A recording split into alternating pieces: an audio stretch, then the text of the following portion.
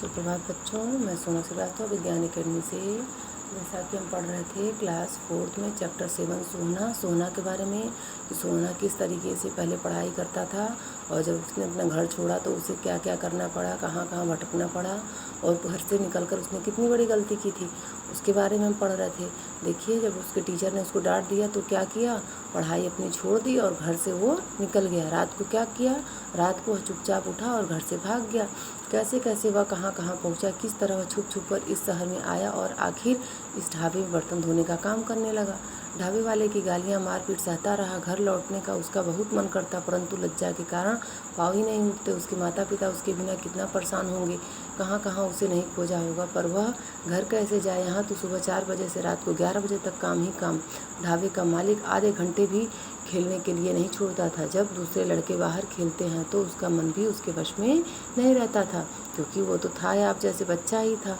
लेकिन उसने बहुत बड़ी गलती की थी, जो कि अपने माता पिता की बात नहीं माना और टीचर के डांटने पर क्या किया, अपना घर छोड़ दिया। ऐसे बच्चे आप लोग कभी नहीं करिएगा। कहीं जब हमारे पेरेंट्स होते हैं वह हमारे भलाई के लिए डांटते हैं, जिसमें आपकी भलाई होती है उसी के लिए आपको डांटा जाता है। इसलिए सदैव अपने माता पिता की, अपने अध्यापक की बात माननी चाहिए।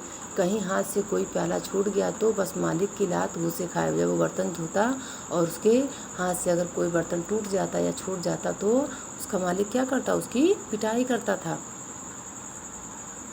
रात को 7 बजे से ही उसे नींद आने लगती, पर आराम कहाँ, नींद में ही वह मेज़ें साफ़ करता, पानी भरता, जूठे बर्तन उठाता। शाम को उसे जल्दी खाना इसलिए नहीं दिया जाता था कि वो जल्दी न सो जाए। 10 साल का बच्चा, काम खत्म होने तक उसे कुछ ही होश नहीं रहता था। किसी कोने में लुढ़क कर सो जाता, किसी को इस बात की चिंता नहीं थी कि उसने कुछ खाया भी है कि नहीं। सुबह 4 बजे बजते ही मालिक फिर लात मार कर जगा देता, फिर वही काम, गालियाँ और लात घूसे।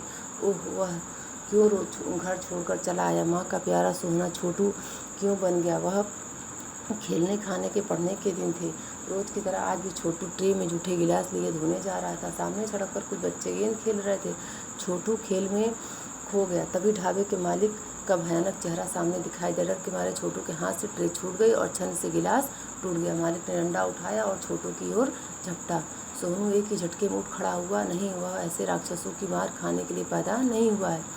नहीं, अब वह छोटू नहीं रहेगा। वह अपने घर जाएगा, स्कूल में पढ़ेगा और बड़ा होकर अपना जीवन स्वयं संवारेगा। सोनू छोटे हुए तीर की तरह सड़क पर पहुंच गया। ढाबे का मालिक दुकान पर खड़ा देखता रह गया।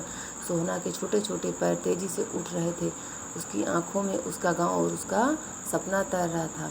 तो क्या सीख मिली इससे बच्चों आपको? इससे सीख मिली कि कभी भी अपना घर नहीं छोड़ना चाहिए। अगर आपको डांट पड़ती है आपके पेरेंट्स से, आपके माता पिता, दादी दादा से या फिर आपके टीचर से, तो वह सदैव आपकी भलाई के लिए, क्योंकि वह आपको बहुत प्यार करते हैं और वो आपको कभी बुरा नहीं चाहते। इसलिए वो सोचते हैं कि आपकी भलाई के लिए ही आपको डांटते हैं। वो सोचते हैं कि हमारे बच्चे के अंदर कभी भी कोई बुराई न हो। इसलिए सदैव अपने माता पिता का बात मानना चाहिए।